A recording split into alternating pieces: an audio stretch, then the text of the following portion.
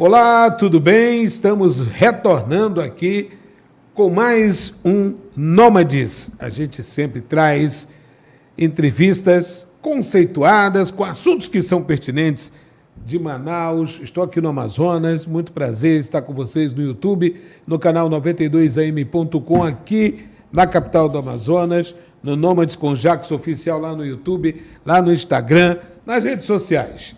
E nós estamos aqui trazendo sempre os assuntos pertinentes, recebendo muitas imagens, inclusive, da galera que está nos acompanhando. E, estou na Game Center, aqui no coração do Vieira Alves, com apoio da Logic Pro, também do Monster, Big Boys, Arena 5 e, é claro, você que nos apoia, acompanhando, opinando e enviando mensagens aqui para o nosso canal. A gente vai tratar de Ordem dos Advogados do Brasil, vai tratar de uma série de situações jurídicas, tá?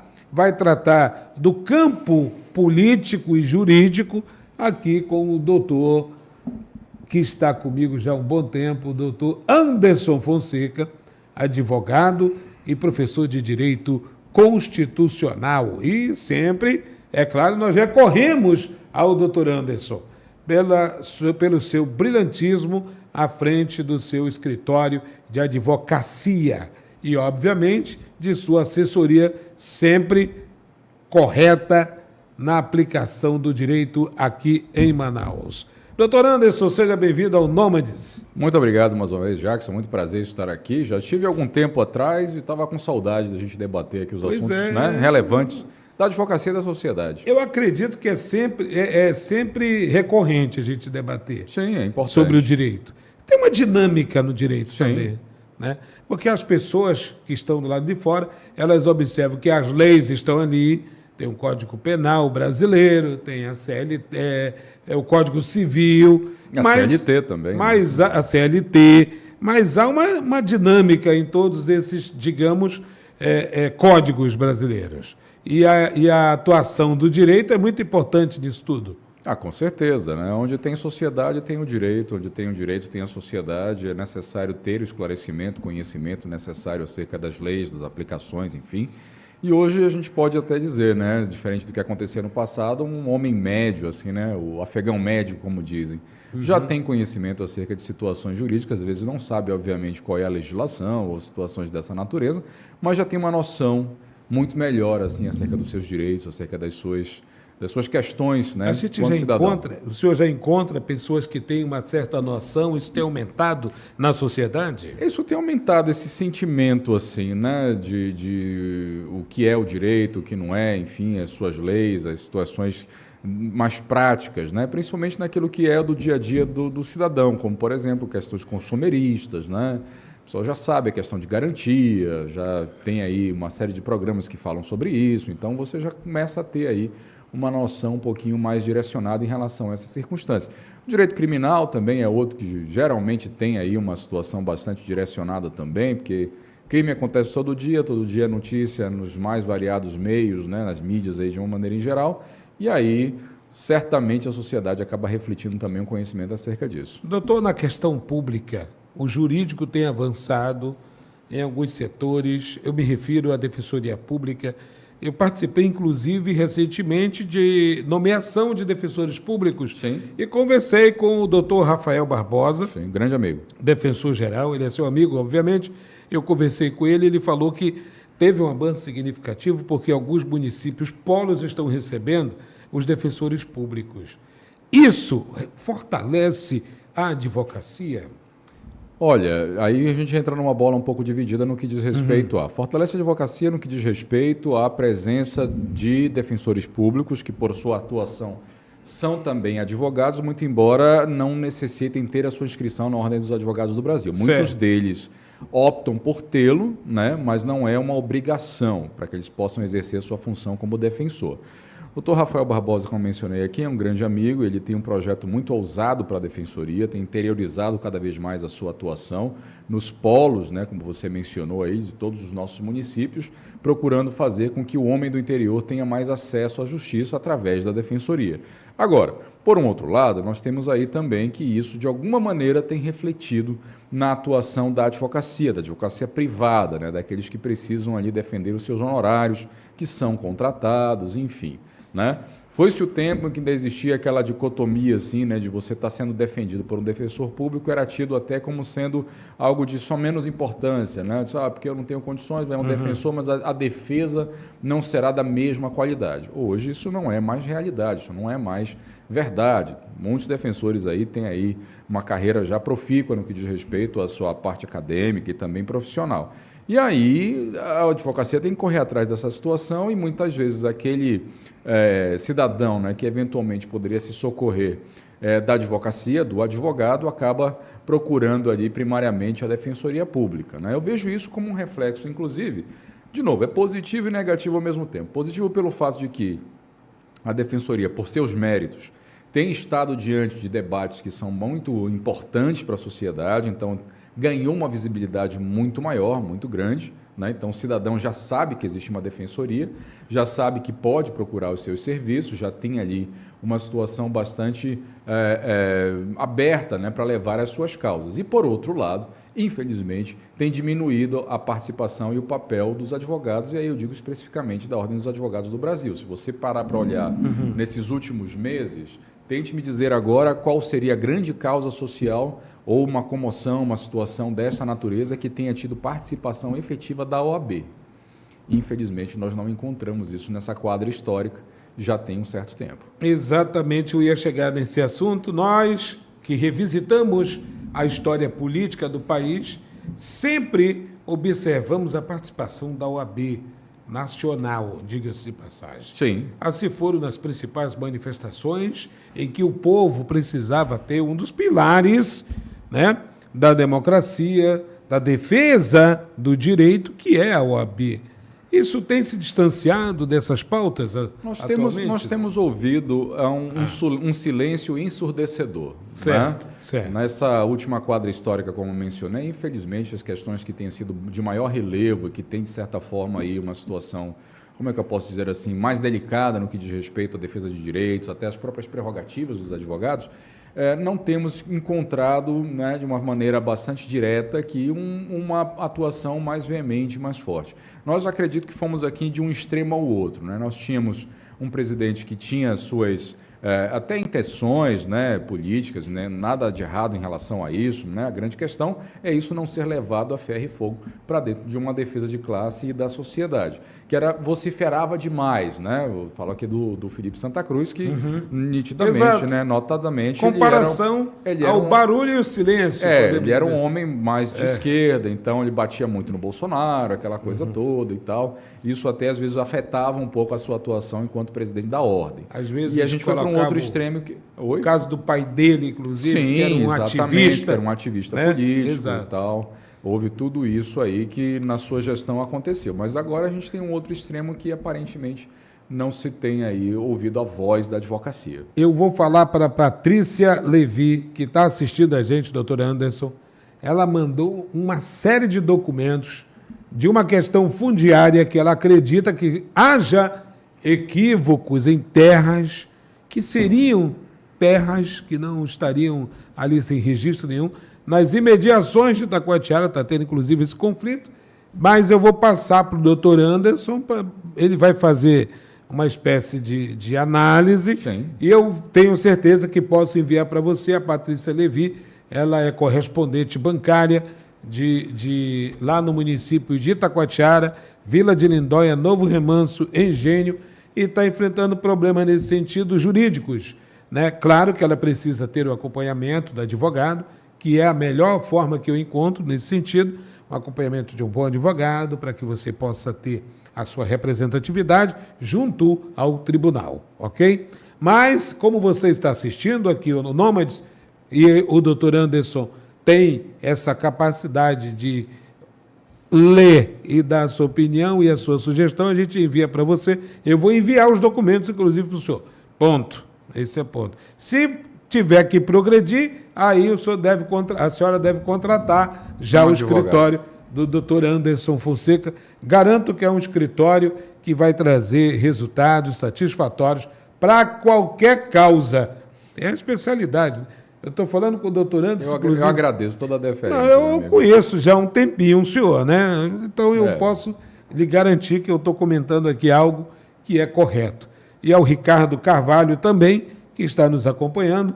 Ele é estudante de Direito, gosta muito das pautas e dos assuntos e dos esclarecimentos que Vossa Excelência aqui profere no programa. Eu acho isso muito bacana, esse bate-bola. A interação é bastante importante. Novos acadêmicos, Lógico. como é que o senhor vê esses novos acadêmicos chegando?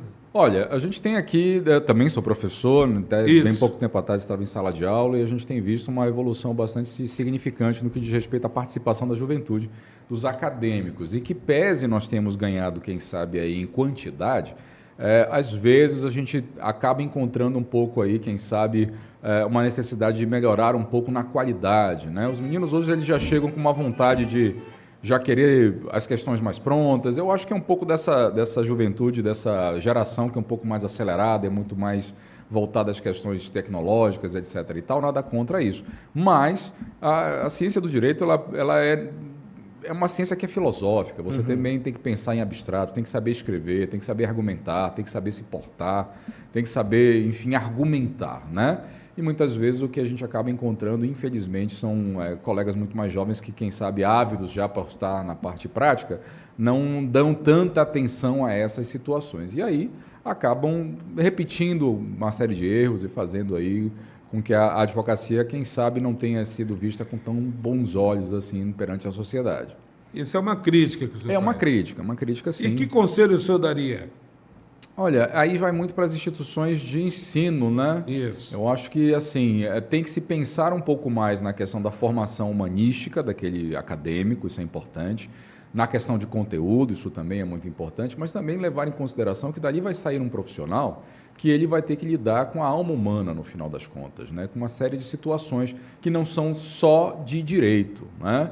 O advogado ele também é psicólogo, ele também muitas vezes é padre, é pastor, é médico, jornalista, ele é de um tudo. Articulista, comentarista. Enfim, ele acaba tendo que se defender em diversas frentes aí, até porque ele necessita fazer frente aos desafios que a sociedade lhe coloca, né? Certo. E aí, muitas vezes, você acaba criando o acadêmico de direito muito voltado somente a estudo das leis, etc. e tal, ele vai sair conteudista, né? Muitas vezes ele vai ter bastante conteúdo no que diz respeito à legislação, mas ele falta-lhe ali o pensamento crítico, o pensamento mais apurado no que diz respeito a não somente à legislação, mas também às questões sociais, filosóficas, enfim. É necessário, penso eu, ter aí, quem sabe, uma visão mais voltada para esta realidade.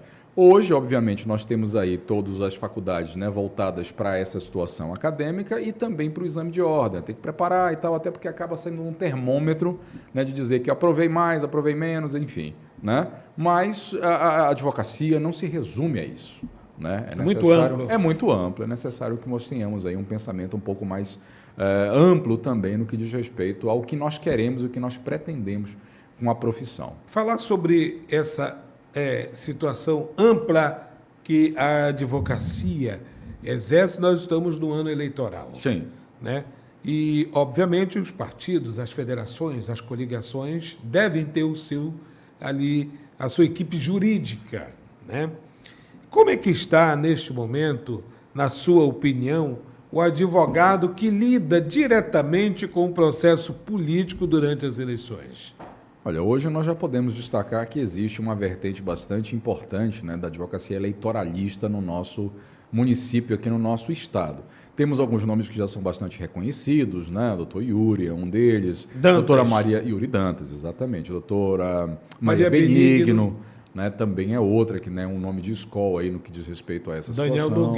Daniel Nogueira, o Choi, enfim, existem alguns aí que realmente já têm o seu espaço, seu lugar ao sol, né? Certo. Doutora Denise Coelho, doutora Denise, muito importante citar. Jovem. Exatamente, que eu já dizer, já é a nova safra que já vem chegando quente aí com muita vontade de vencer. Exato. E também com conteúdo. Né? A grande questão, de novo, acaba passando por aqui. A legislação eleitoral, o sistema eleitoral, ele é muito mais rápido, muito mais dinâmico do que a justiça comum. Por quê, doutor? Os prazos, até por conta da própria dinâmica da eleição, né? Você tem um espaço de tempo ali muito curto, né? De campanha, de tentar convencer o eleitor, de estar na mídia, de poder, enfim, fazer a sua mensagem chegar e o seu relacionamento aí com partidos e etc. e tal. Então, se eventualmente alguma coisa acontece que sai aí da regra, a justiça eleitoral muitas vezes ela tem pouco tempo, né, para justamente dar a resposta. Tem que ser ágil. Tem que ser ágil, tem que ser célere. Então, os prazos são muitas vezes em poucos dias, são em horas, né, dependendo do que seja, justamente para que se dê aí a necessária resposta para o eleitor, no final das contas, melhor escolher.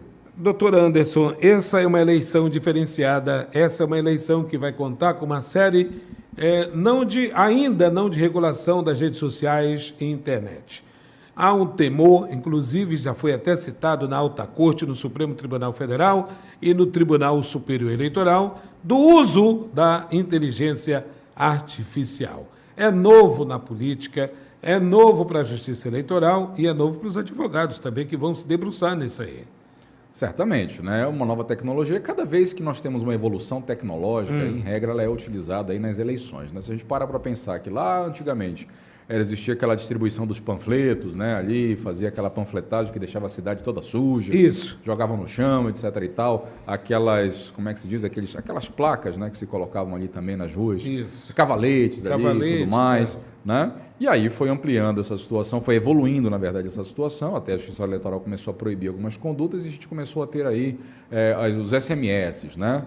Muita gente vai lembrar que estava na fila da votação, recebia um SMS lá do candidato A, Começou B, C. ali, né? Começou ali. Agora já tem o WhatsApp, já tem Instagram, já tem Facebook, já teve o Orkut, né, nessa história também, TikTok, lá no passado, agora. TikTok agora e tal. E aí a próxima fronteira, e aí vamos colocar também aqui outras situações, outras mídias, a própria televisão, rádio. Né? Continua, essas aí continuam, mas também foram, né, nessa evolução. E hoje a gente já tem uma situação em que o eleitor ele tem a capacidade de entender melhor, quem sabe, as propostas, porque estão aí na palma da sua mão no seu smartphone, mas ele também tem como influir nessa questão, porque ele também ali pode botar a sua opinião, pode colocar o seu pensamento, enfim. E aí entra um desafio, inteligência artificial, a ser utilizada com moderação para que não se vá ali passar uma falsa impressão de falsas promessas, de falsas situações ali para que o eleitor, de repente, seja induzido a depositar o seu voto em alguém que não tem aquele conteúdo que está sendo gerado. Agora, doutor Anderson, que tipo de crimes ainda podem ser registrados nesse pleito que se aproxima desse ano de 2024? Pois é, a legislação eleitoral ela continua ainda em vigor, né? Normalmente, muito embora ela precise de algumas atualizações, tem coisas aí que são da década de 60, né? Algumas da década de 90, bem mais próximos da nossa realidade, mas que ainda assim precisam ser atualizadas. Então, a captação de sufrágio, né? Propaganda antecipada... Nós estamos assistindo hoje, por exemplo, a Justiça ela proibiu uma campanha publicitária da Prefeitura.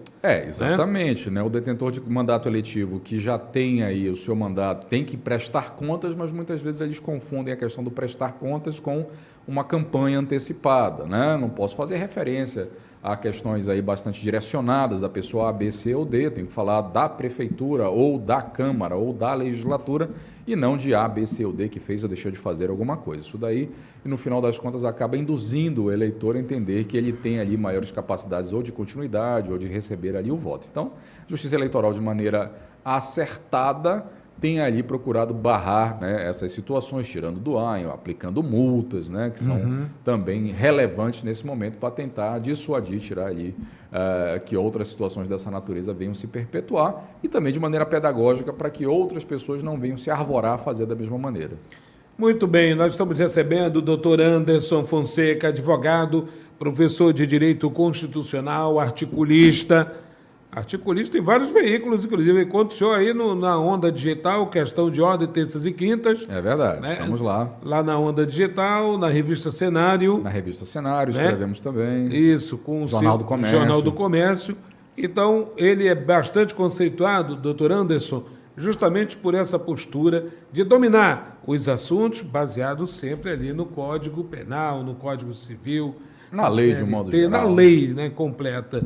Eu acho isso muito importante a gente debater, até mesmo para que o nosso querido internauta possa ter um pouco de conhecimento. Não é suficiente, mas ele possa, pelo menos, ver uma luz ali, adiante, e buscar também argumentar, até mesmo nas suas reivindicações. Com certeza. Né? Uma reivindicação, acho que ela é mais fundamentada, né, se você tiver embasamento e poder falar ali com propriedade. Do contrário, é espernear, né? Dizer, tal, tá errado, não quero, etc. Mas por quê? Onde é que você viu, o que é que você precisa fazer? Doutor Anderson, voltando agora para o lado da OAB, secção Amazonas, recentemente uma subsecção foi inaugurada no município de Itacoatiara, na região metropolitana, a 266 quilômetros aqui de Manaus. O que significa essa subseção? Aí a gente tem que colocar aqui, fazer um corte e uma pequena correção. Né? As subseções, antes disso, as subseções, elas são representações da OAB nos interiores, né? Então, é uma filial, como se fosse assim. Então, tem uma administração própria, tem um presidente, vamos dizer assim, tem um conselho próprio, enfim, tem uma autonomia, mas deve, obviamente, ser dirigida pela nave-mãe aqui, que é a da capital. Em Itacoatiara, propriamente dito, nós já tínhamos uma subseção, já existia ali. O que houve agora foi uma reforma na subseção e que foi entregue, foi essa reforma, né? Não que ela tenha sido inaugurada agora, né? Isso aí demonstra uma situação bastante interessante no que diz respeito a estar se dando a atenção necessária ao interior, necessário ter a presença da OAB não somente em Itacoatiara, mas em tantos outros municípios, mas também, quem sabe, né, traz aí um pouco da questão eleitoral, porque afinal de contas esse ano nós também teremos eleições para a nossa Ordem dos Advogados do Brasil. E agora é que nós estamos vendo aí algumas melhorias chegando em alguns municípios nossos do nosso interior. Muito bem, eu fiz essa pergunta porque ela é dirigida justamente para os advogados. O doutor Anderson está acompanhando um caso, permita registrar aqui, que aconteceu em Irunepé. É verdade. A mais de 1.000 quilômetros aqui de Manaus, onde uma advogada prestou queixas à Comissão de Prerrogativas da OAB, né, sobre o trabalho que ela realizava, que estava tendo certos obstáculos de um determinado delegado lá em Irunepé. É um caso atípico ou é um caso comum na atuação dos advogados? Doutor Anderson, explique, por favor.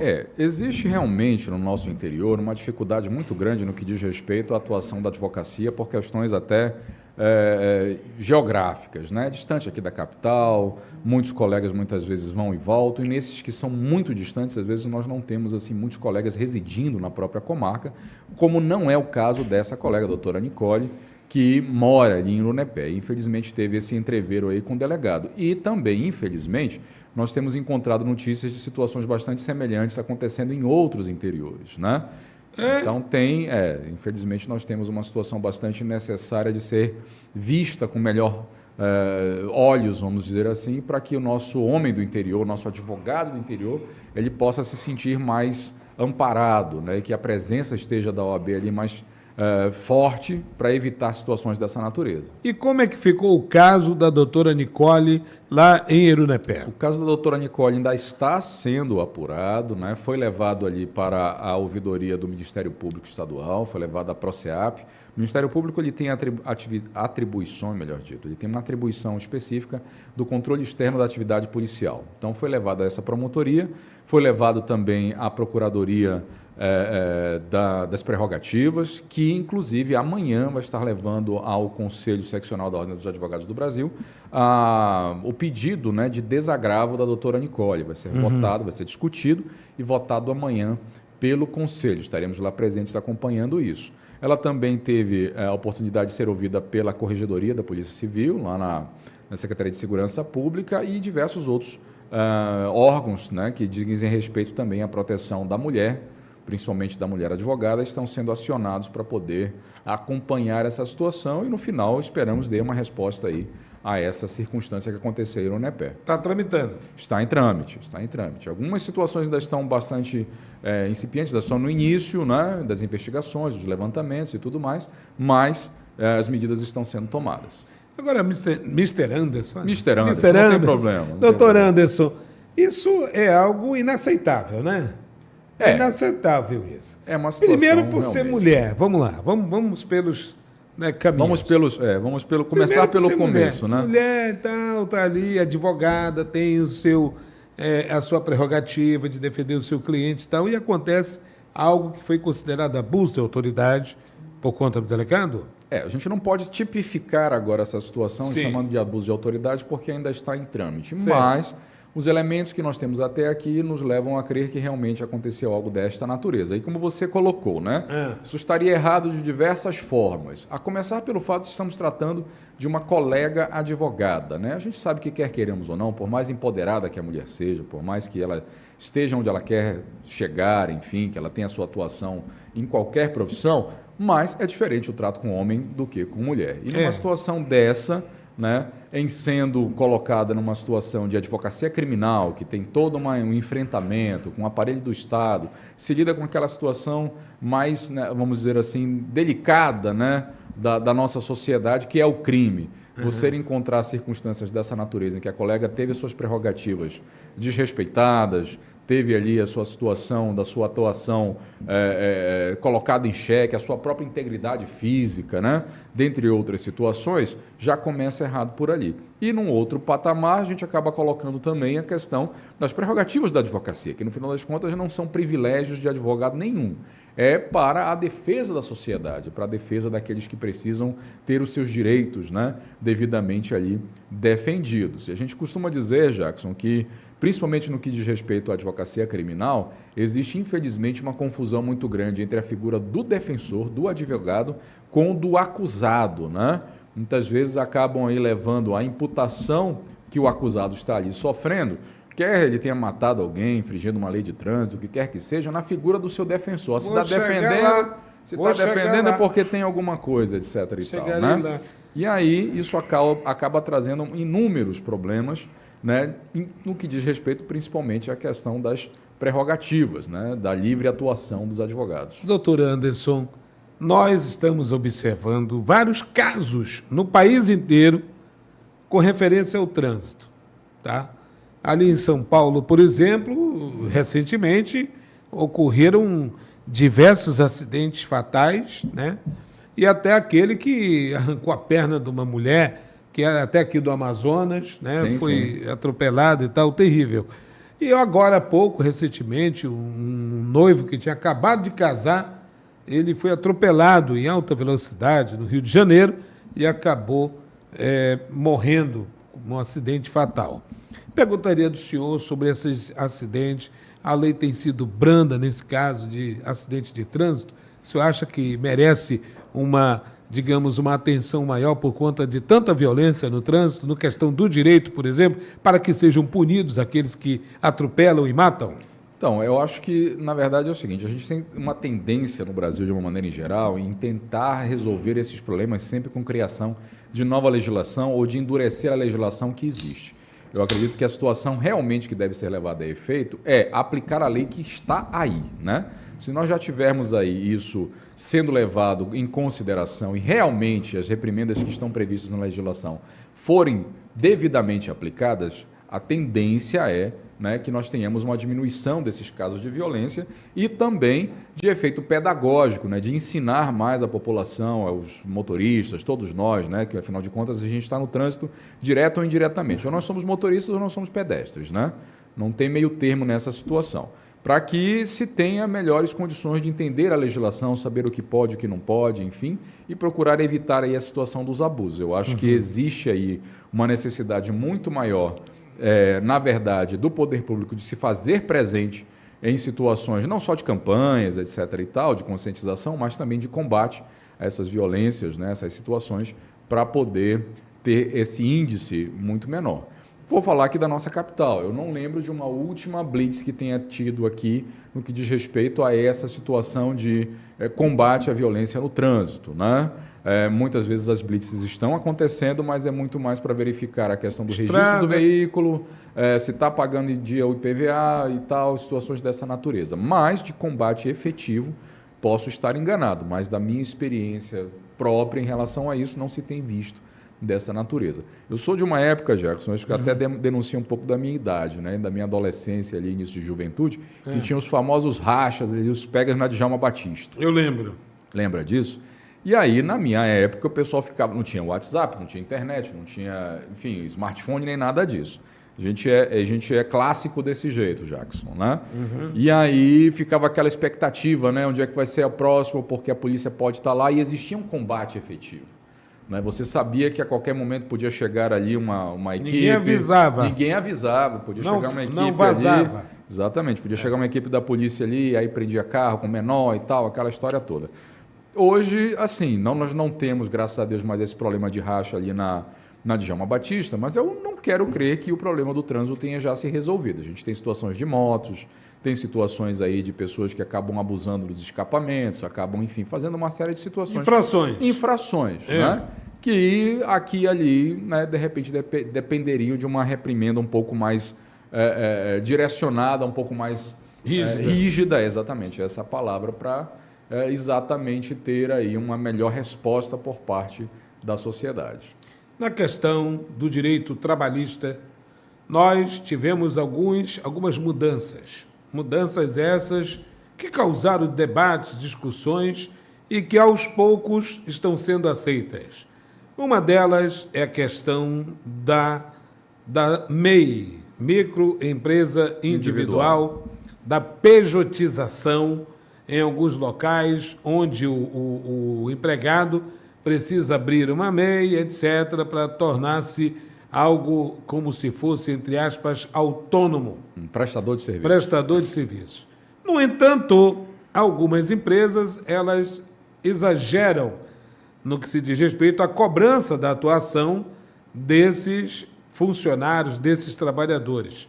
Doutor Anderson, a MEI tem os seus limites, a MEI tem as suas, digamos, garantias, que não estão sendo respeitados. O que está havendo nesse sentido? É verdade, Jackson. E aí a gente tem que colocar duas situações que penso eu que são necessárias nesse momento. Né? A legislação trabalhista realmente modificou, realmente acabou muito aquela história de lá, não, o empregado tem sempre razão, etc. e tal. Se a gente der uma olhada hoje nos fóruns trabalhistas, existe praticamente um vazio ali nos átrios, né, na entrada, porque os empregados, né, estão pensando duas vezes antes de ajuizar ações que antes eram aventuras jurídicas, que eventualmente podiam lhe surtir algum efeito. Exagero? Não? Existia um certo exagero. Loteria. Era uma loteria, mas aí era aquela história, né? Como não havia nenhum tipo de punição, vamos dizer assim, vamos arriscar. Quando nada, no acordo vai sair alguma coisa, a gente vai tentar ali, quem sabe, pescar e ver se o que a gente consegue receber, né? Entendi. Com a modificação, isso daí acabou arrefecendo um pouco essas situações. Foi necessário ser feito ali alguma série de adequações também por parte dos empregadores, mas acabou tendo esse fenômeno também aí da pejotização. E isso não é só uma situação jurídica, é uma situação econômica, né? Hoje você O mundo mudou. E você manter hoje um funcionário, carteira assinada, pagando tudo, etc. e tal, realmente sai muito mais dispendioso do que você necessariamente gostaria de gastar ali para que, no final das contas, o empregador, o empresário, possa ter o seu lucro e fazer...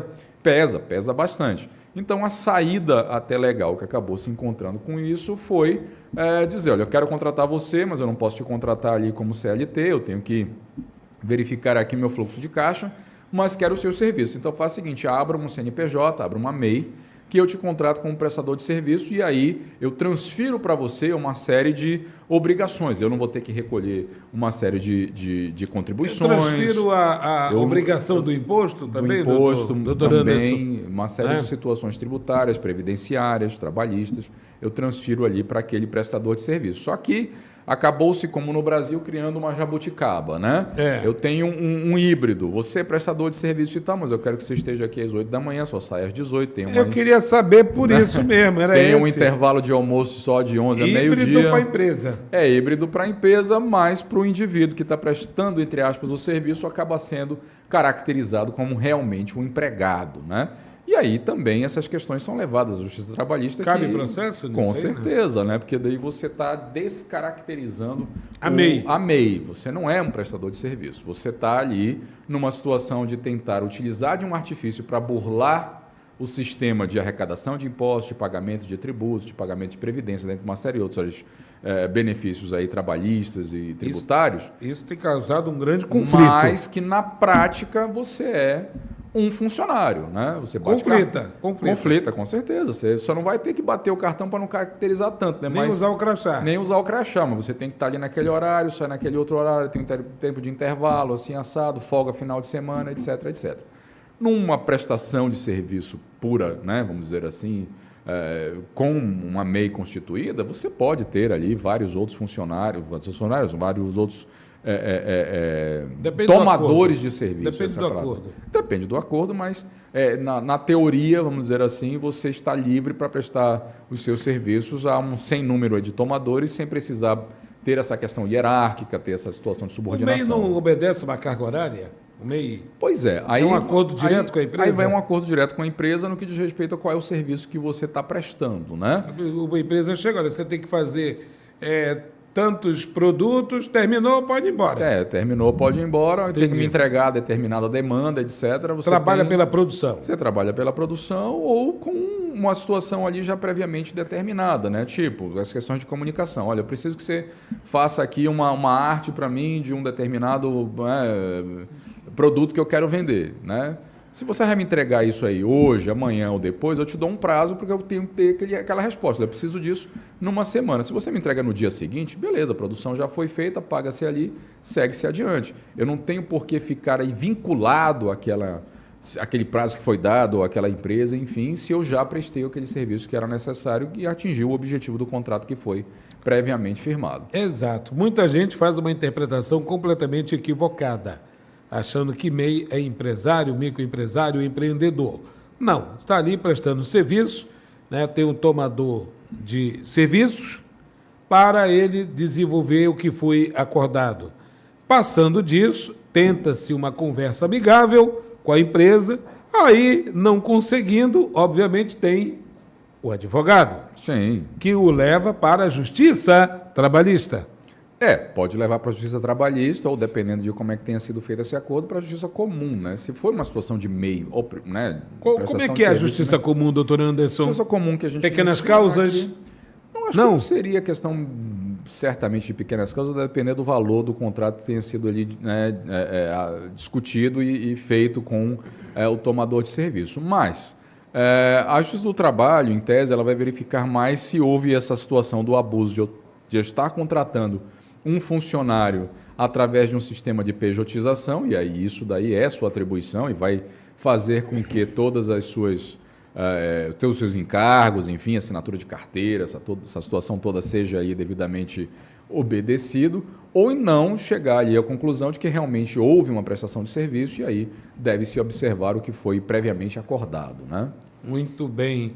Veja, nós estamos tratando de diversos assuntos. E eu jogo aqui para o doutor Anderson. Estou vendo aqui a história. Você está observando, doutor Anderson? Estou vendo. Tem roteiro, não. Roteiro é na hora, né? Programa ao vivo tem dessas questões. Ainda há pouco. Já falamos de política, de direito do trabalho. Lei do trabalho, tudo. Agora vamos falar de leis que estão sendo implementadas, como ainda há pouco nós discutimos, sobre a lei do critério biológico, que está sendo tramitando aqui em Manaus, da Assembleia Legislativa do Estado, que tem como autora a deputada Débora. Ali ela coloca, inclusive, nessa lei, de que o homem deve tratar nos testes de aptidão física com homens e não com mulheres. E te explico. Os trans, por exemplo, aqueles que optaram por mudança de gênero, não devem participar de testes com outros gêneros. Esse é um novo modelo, é uma nova era que nós estamos assistindo, que está acontecendo. Muita gente é contrária, outros nem tanto, né? Qualquer um pode fazer o que bem entender da sua vida, desde que seja maior de idade, mas essas leis também acabam tendo que ter a presença de um advogado, ser levado à justiça para que possa ser cumprido.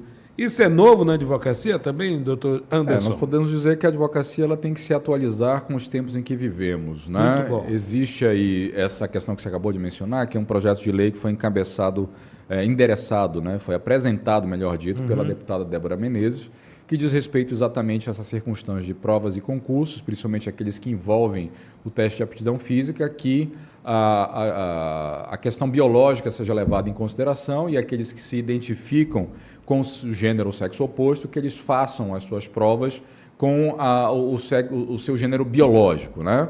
Justamente para garantir aí uma situação de isonomia e de paridade. Porque o que acontece, né? Isso daí é uma situação também que a ciência nos ajuda a explicar. Inevitavelmente, você pode se identificar como homem, mulher, como você bem entender. Mas, geneticamente, você, se é um homem que se identificou como mulher, você vai ter compleições físicas, força, enfim, uma série de habilidades que o sexo feminino, biologicamente feminino, não tem. E você ser colocado numa mesma situação de fazer uma prova física, né, com aqueles que já têm naturalmente essa situação diferente, não vai ser igualitário. Então, pelo seu projeto de lei, porque a gente pode entender, é deixar cada um no seu quadrado. Você pode se identificar como mulher, ok, mas você vai fazer prova junto com os biologicamente homens para aquelas vagas lá, para você ter a sua isonomia preservada, porém também não tirar as vagas das mulheres que têm que competir agora com aqueles que se identificam com pessoas de outro sexo ou de outro gênero. Isso é uma questão estadual ou não? Essa é uma questão que o Estado pode, sim, entrar nessa seara, mas eu penso que seja algo que deveria estar sendo discutido mais no plano federal, né?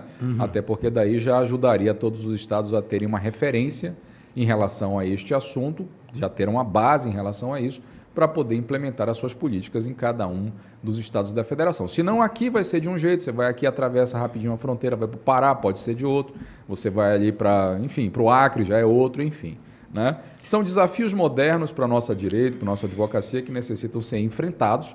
O Estado do Amazonas, nesse caso aí, de certa forma, está sendo, de alguma maneira, pioneiro em relação a isso, exato, com essa discussão, mas eu quero crer que não vai parar por aí. Né? Outras discussões devem acontecer para aprofundar e, quem sabe, trazer aí um aspecto mais federativo para essas Doutor Anderson, eu gostaria de ouvir sua opinião a respeito da atuação de uns tempos para cá, do Supremo Tribunal Federal. Tem, claro, muitas críticas, mas que partem para a ideologia política, né? Não é no campo jurídico, até então, eu assisto, sou uma pessoa que assisto todas as... Assisto a TV Justiça. Toda a TV Justiça, assisto os posicionamentos, vejo o Alexandre de Moraes, tem que falar no Alexandre de Moraes, tem que falar do Barroso, que é o atual presidente, Carmen Lúcia, que vai estar aqui dia 29, que é a presidente do TSE hoje, né? Sim. Tribunal Superior Eleitoral. Como é que o senhor vê a corte num todo, nos seus posicionamentos, nas suas colocações, inclusive, doutor Anderson, alguns líderes da oposição citam que passa dos limites no sentido de atribuir temas que não são do fórum para se discutir, mas sim do Congresso, né, do Parlamento.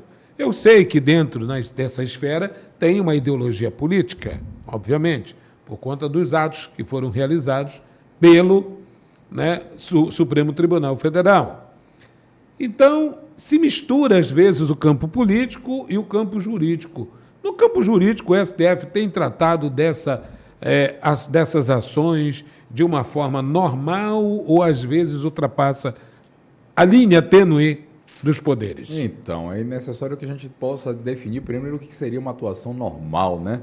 O que não ultrapassar a linha tênue. Não ultrapassar as quatro linhas. Que é uma linha tênue, né? É verdade. É uma linha tênue. Assim, as Supremas Cortes no Brasil, né, tem, infelizmente, eu posso até dizer isso, né, tem sido levadas, né, a um ativismo que não é, no meu modo de ver, né, o mais salutar, vamos dizer assim, como um dos poderes da República. As Supremas Cortes, elas foram criadas para ser uma casa de arrefecimento dos ânimos, né, para que elas poderem resolver ali conflitos, para poder, quem sabe, trazer uma harmonia dos outros dois poderes.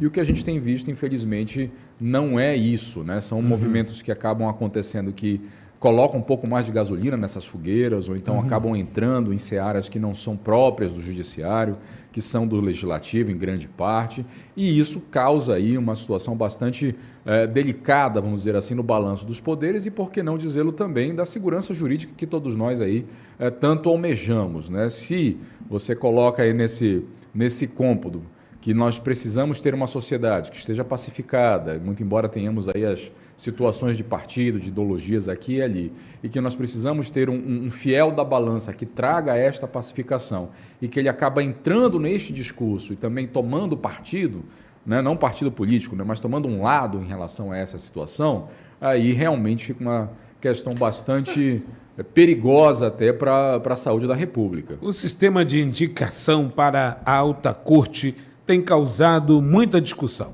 né? Os presidentes indicam para Sim. o Supremo Tribunal. E, ao mesmo tempo, já se discute algo como um mandato para o ministro da Sim. alta corte, assim como ocorre com os senadores de 8 anos de mandato. Isso é contra ou a favor? Então, né, eu não sou nem contra nem a favor, muito pelo contrário. Mas, na verdade, a gente toma uma posição em relação a isso. Nosso sistema da Suprema Corte ele foi um sistema que foi copiado, não tem outra palavra, foi copiado do sistema norte-americano, né?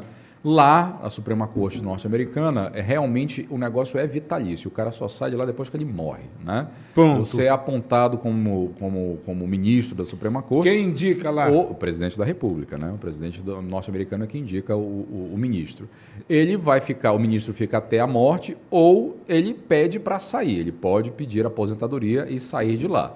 No nosso caso aqui... O Senado pode intervir no mandato dele? Não, ninguém. Uma vez que ele foi sabatinado e está lá com a toga, já era. Ele é ministro... Nos Estados Unidos. Nos Estados Unidos. Aqui nós temos uma situação que a gente, de novo, né, criou uma jabuticaba. A gente procurou trazer aqui o modelo norte-americano e... com ressalva. Com ressalvas, colocar aqui a nossa realidade. E aí, nessa cópia que nós fizemos, a gente não copiou assim, o sistema norte-americano puro e simples. Por né? um todo. Como num todo. A gente pegou um pouquinho ali do sistema austríaco também, enfim, de uma série mistura. de outros, uma mistura, né? A miscigenação, vamos dizer assim, Pronto. que acabou acontecendo na corte. E aí, o que nós colocamos? Nós temos ministros que nós dizemos que eles são vitalícios, mas eles têm um prazo de validade, né? Hoje em dia 75 anos, para eles poderem sair, mas que eles influem em políticas e em situações da nação de uma maneira em geral por muitos e muitos anos, né? O que nos leva a essa circunstância que eu acabei de mencionar. Se nós tivéssemos uma corte que fosse realmente uma corte suprema, constitucional, que só lidasse realmente com a defesa da Constituição, que tivesse ali realmente a sua atuação dentro das 4 linhas, não tivesse aí essa questão de tentar muitas vezes entrar em atividades ou em discussões que são políticas, então nós poderíamos ficar tranquilos em relação a isso.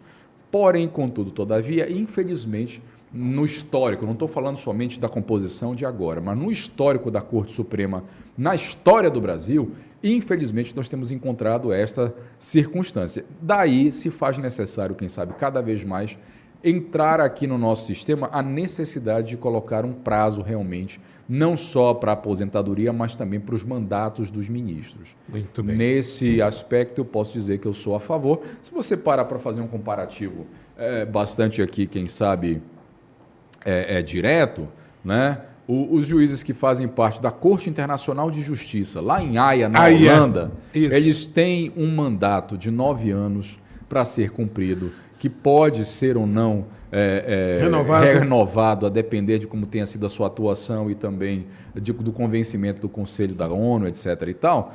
Por que a gente não pode implementar situações dessa mesma natureza aqui? O que evitaria, de certa forma, essa cooptação política, o que evitaria aí uma série de situações e faria com que, nesse período de mandato, o ministro tivesse ali que mostrar a que veio realmente, né? Aí eu não posso mais fazer aquelas indicações meramente políticas. A pessoa tem que ter realmente não somente vocação para aquilo, mas o alto saber jurídico, reputação ilibada, dentre outros requisitos que estão na nossa Constituição, para fazer valer o que tem a nossa Constituição de mais necessário de ser defendido.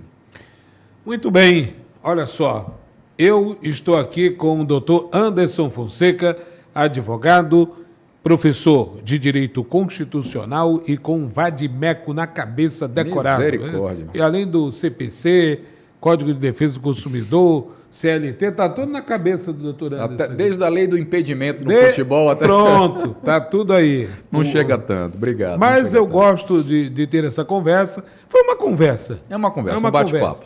Um bate-papo, eu tirando as dúvidas de muita gente que mandou mensagens aqui, mandou até processo aqui para o Rapaz. doutor Anderson assistir e dar uma opinião. Eu não prometo, não, mas eu vou dar um conselho para você. Eu vou aqui parafrasear o adesivo da OAB. Consulte sempre um advogado. Muito bem. Minha filha é advogada, a doutora Giovana Nascimento também. Muito obrigado, nos acompanhando sempre. E eu estou aqui com o doutor Anderson. Doutor Anderson quis aqui rapidinho um bate-bola. Vou fazer umas perguntas aqui para o senhor. Vamos lá. Um filme.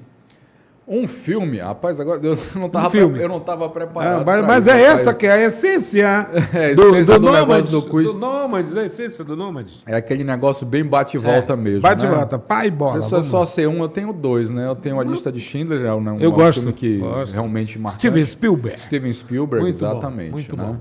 E ali eu também tenho um filme que também é do Spielberg, bem a propósito, mas ele já tem um certo tempo, que é Amistad. Eu não sei se você já assistiu. Lembro, o Navio Negreiro. Navio Negreiro tem até uma intervenção muito interessante. Anthony Hopkins. Exatamente, fazendo o papel do presidente norte-americano. Papel do presidente norte-americano, um advogado lá, muito tímido. Exatamente. É contratado e o mentor dele é um alcoólatra, um advogado.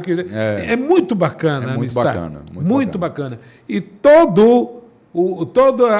não é a tripulação, como é que se fala? Todo o pessoal que estava no navio iam ser vendidos como escravos. Isso mesmo. Da língua Sinki, da África do Sul. Sei de tudo. Você está sabendo, é verdade. Gosto demais desse filme. Amistad. Sabe que ele... Que tem o jurídico também, mexe com a geopolítica. Ele chama a atenção justamente para essa questão jurídica. Depois de quem são as mercadorias, se é da Espanha. Se eles são gente, se eles são mercadorias. Cara, muito legal, gostei. Esse filme ele gerou, ele é baseado em... na verdade ele retrata fatos reais. Retrata. Houve uma decisão na época do juiz Joseph Story, não menciono o nome dele no filme, mas ele foi o juiz que foi o condutor desse voto. Que, segundo alguns historiadores e pesquisadores do direito, dizem que não foi somente esse, mas foi uma das situações que acabou incidindo posteriormente na Guerra Civil Americana. Muito bom. Matthew Montgomery, se não me falha a memória, é o principal o advogado. ator, que é o advogado, que usa um óculos assim, fininho. Gosto muito desse filme, muito bem. Um livro? Um livro? Fora a Bíblia. Fora a Bíblia. A Bíblia é universal. Todos nós temos que ir lá em Provérbios, Eclesiásticos, a gente tem Salomão, lê todo mundo. Vamos lá, um livro. Rapaz, um livro. Você indicaria? Livro, que eu indicaria? Uhum. Caramba, eu vou. Tu lestes aí, acha que poderia indicar? Caramba, de novo, me pegando de surpresa assim. Essa é a essência do podcast. São vários, eu vou falar só de um aqui. Um aí, o que você acha? O que tu achas? Olha, tem um livro, de novo, puxando para a advocacia, né? Óbvio. Tem um livro aí que fala como é que é? Agora eu esqueci o título, mas basicamente o lugar do Brasil no mundo, a defesa que o Rui Barbosa fez da nossa República, né? Na segunda Conferência de Paz em Haia. Muito bom. Né? Eu acho que a raiz de todas as coisas, esse é o título. A raiz de todas as coisas, a participação do Rui Barbosa. Quase que eu acerto.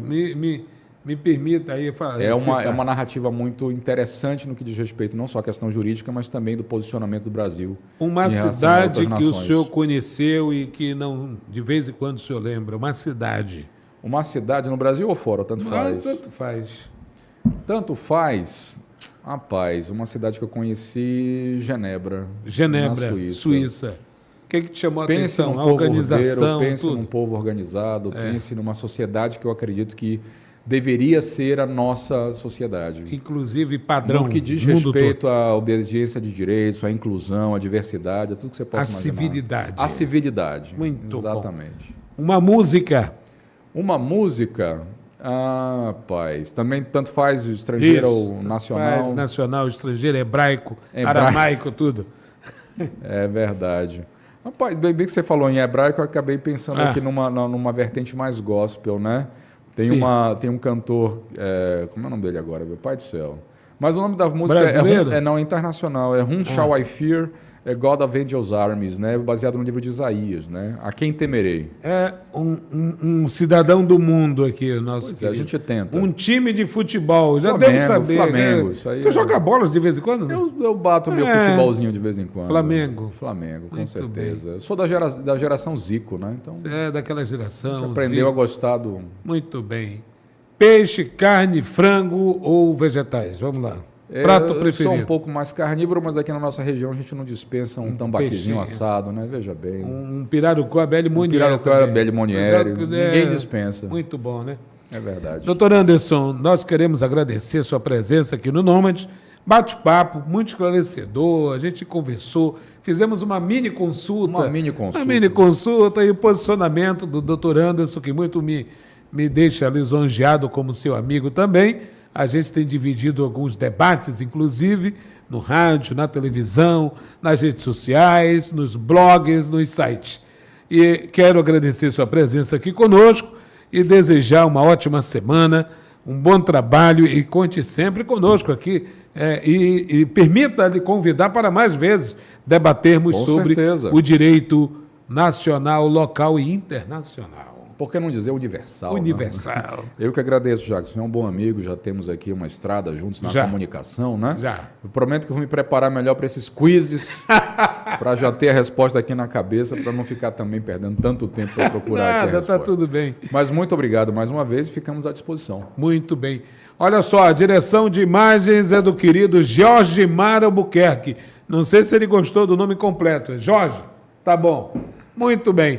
A produção é da querida Natasha Sintra. Natasha Sintra, a direção aqui do canal 92am.com é do querido jornalista Anderson Silva, que não é o lutador.